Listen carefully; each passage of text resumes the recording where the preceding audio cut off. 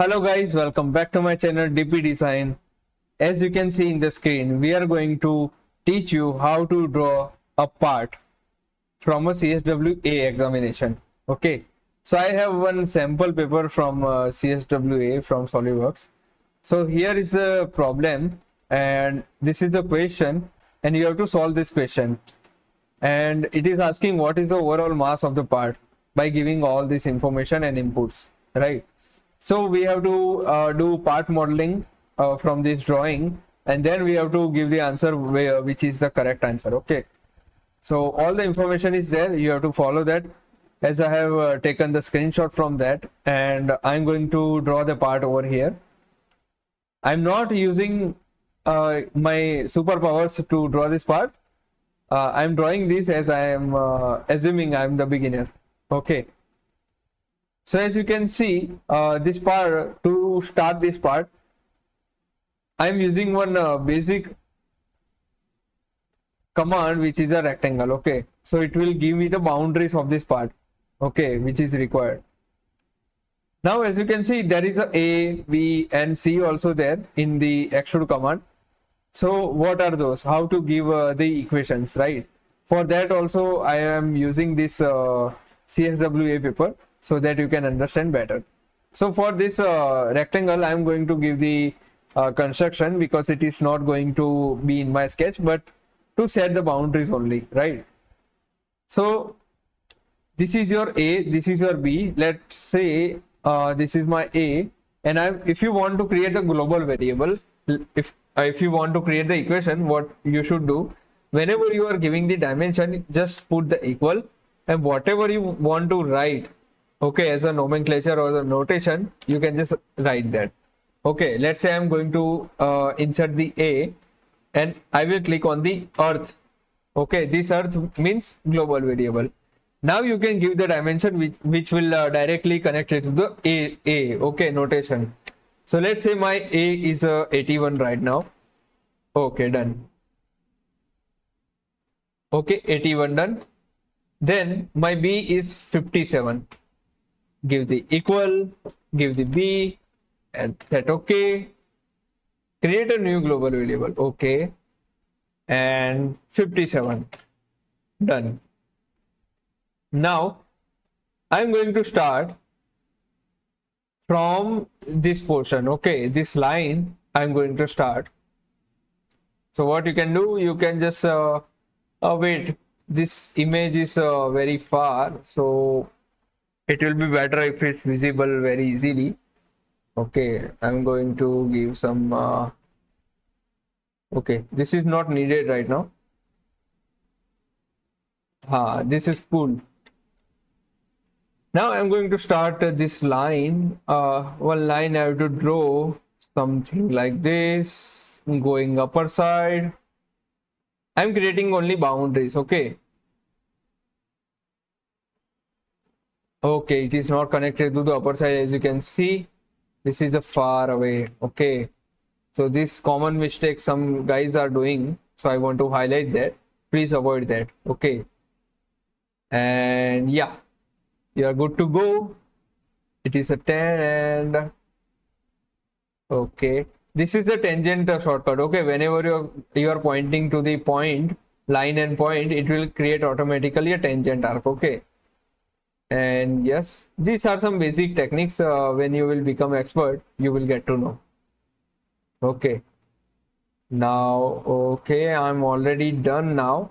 This arc I don't have to draw right now. One moon is there in between. Okay, now give the dimension, like 19 is there first.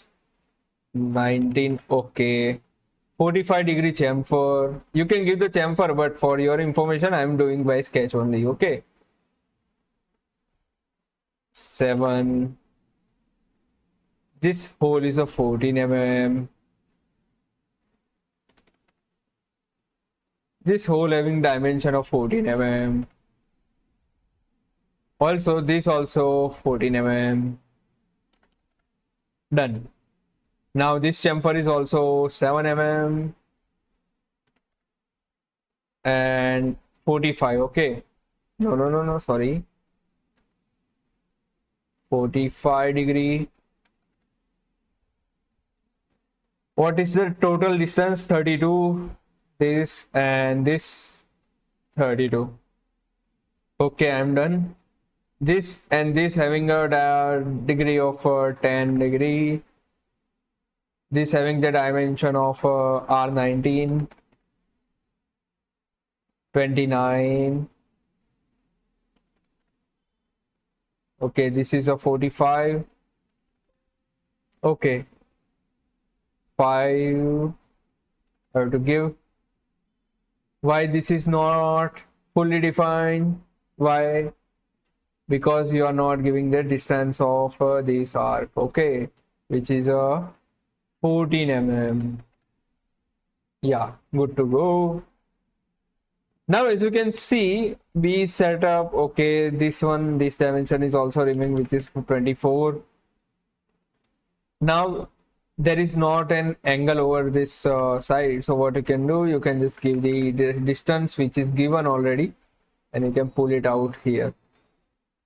Now as you can see, the arc which is drawn over here, the center point is on the line and it is having distance from bottom 19. Okay, so you have to use the center point arc. Give the center as a reference and draw a line, a very good line. Okay, okay, good. Now this point having the dimension of 19 mm. Okay, what is the radius? 29 mm radius. Okay, this is directly connected to this. Trim this, trim this, trim this, trim this. Okay, I think we are done almost. Anything remains? No, the sketch is fully defined now. As you can see, fillet is there, which is a 5 mm of fillet. Okay, reconfirm all the dimensions before extrude.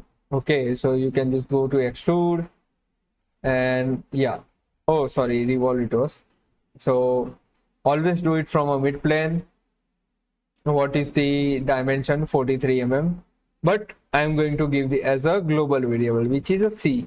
Okay, so C and global variable 43 mm. Good to go. Now what is the material AISI 1020 steel, which is having the density of okay 0.0079 gram per mm cube. Go to the material. As you can see, in equation you can change any dimension from it, so it will be easier. Okay, AISI 1020. I applied the material, the color is changed, and go to the mass properties. As you can see, mass properties 939.54. 939.54. Okay, you can see the answer. Third question is there in the answer menu. Where is the answers? Okay, 939.54. So this is how you can do, and also there are some modification in that. In next question you have to follow the same. That's why the equations are there. If you don't know the equation, it will be very hard to answer the next question. Let's say they are asking 84, 59 and 44. What will be the overall mass? So you can just go to the equation and directly change that. Okay, and you will get your answer. Otherwise you have to go into the sketch, change anything, and if something over-defined comes, then you have to solve that also. So for that you have to learn this equation thing. That's why I made a video. Okay, and also it is a CSWA practice, so it will be easy. So you can just search on the internet CSWA sample paper, so you can get this paper and solve. And whatever doubts you are having, just ping me and I will help you to solve your doubt. Okay, and yeah, keep sharing, keep learning. Thank you so much for the watching this video. Okay, bye.